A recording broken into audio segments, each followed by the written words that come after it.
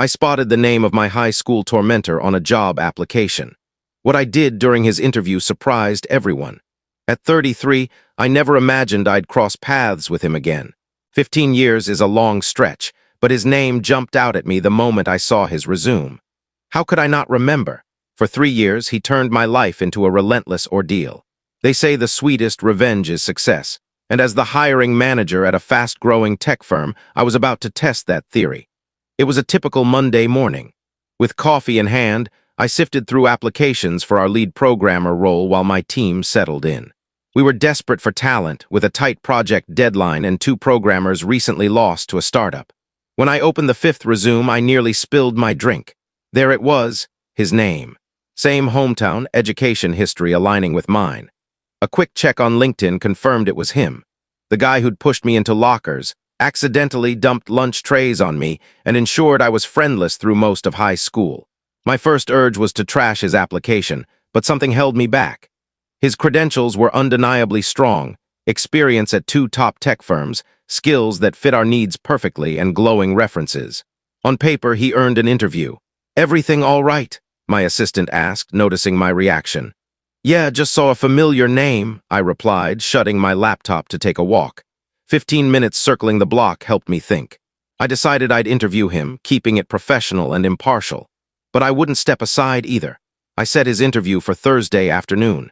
As the day neared, old memories I thought I'd buried clawed their way back. The time he hacked my email and sent humiliating messages to the whole school. The day he read my private journal over the intercom. The endless taunts about my appearance, my clothes, my hobbies. Thursday came and I caught myself fidgeting with my tie 3 times before entering the meeting room. What would he look like now? Would he know who I was? Would he even recall his actions? The receptionist buzzed. "Your 2 o'clock is here. Send him in." The door swung open and there he was, older naturally. His once athletic frame had softened. He wore a sharp suit and a pricey watch, exuding success until our eyes locked. Recognition hit him instantly, followed by a flicker of unease I'd never seen in him before. "Take a seat," I said, motioning to the chair opposite me. He sat cautiously, eyes fixed on mine. "I know you," he said. "Yes, you do," I replied, keeping my tone steady and professional. "I'm handling your interview today." A heavy silence followed. He cleared his throat. "Look, we have a lot to cover," I cut in, flipping open his resume. "Let's begin." What ensued was the most rigorous technical interview I'd ever conducted. I grilled him on every skill he listed, had him tackle problems on the whiteboard, and probed every role on his resume. My colleagues who joined for parts of it seemed taken aback by my intensity, but he held his own. 3 hours later, we were alone for the final segment. "Any questions for me?" I asked. He hesitated, then addressed the obvious. "I need to say something. I was awful to you in high school, I know that. I was a wreck back then, parents splitting up, feeling powerless. Taking it out on you was wrong." "So wrong," I leaned back, face impassive. "Why this company?" He blinked, thrown by my shift back to business. I researched it thoroughly. Your work in accessibility tech, the culture you've created, it's remarkable. You didn't know I was here when you applied?" "No, not at all," he said, visibly surprised. "I only realized when I walked in." I nodded, mulling this over. Then I asked a question outside my usual script. "What would you do if you saw workplace harassment on your team?" He didn't respond right away. When he did, his voice was softer. "I'd stop it right away and ensure it never happened again." I stood. "Thank you for coming. We'll follow up next week with our decision." As I escorted him out, he paused. "For what it's worth, I'm sorry. I know that doesn't undo anything." I gave a curt nod, unsure how to reply. That night, alone in my office after hours, I stared at his resume. The professional choice was to judge him purely on his skills, which were stellar. The petty choice was to reject him outright. Neither felt right. My phone pinged with a text from my wife. "Dinner's ready." "Home soon," I replied. I was on my way and left. Over dinner, I shared the day's bizarre twist with her. "What's your plan?" she asked. "I don't know. He's qualified, probably the best candidate we've seen. But seeing him brings back that kid who made my life miserable." I toyed with my food. "Though he seemed different." "People change," she said cautiously. "Not always, but sometimes. You're not the same person you were at 17 either."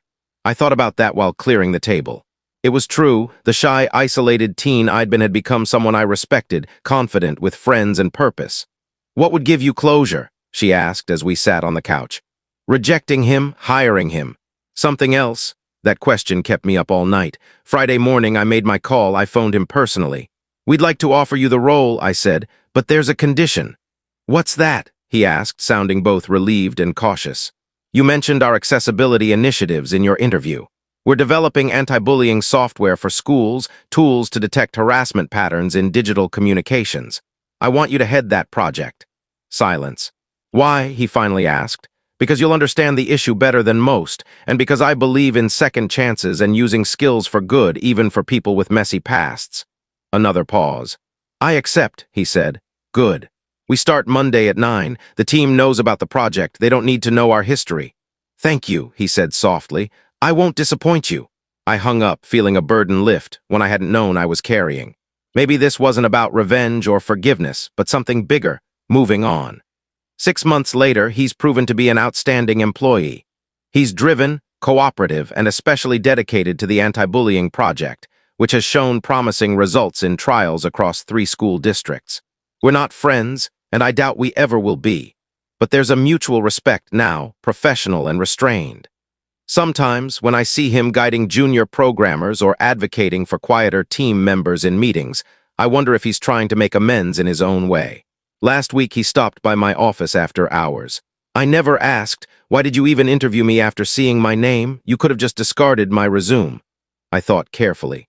"Because I decided long ago not to let you control my decisions anymore." He nodded slowly. "That's fair." Then he added, "The anti-bullying software's in final testing. Early results show it's catching patterns with 86% accuracy." "Good," I said. "That could help a lot of kids."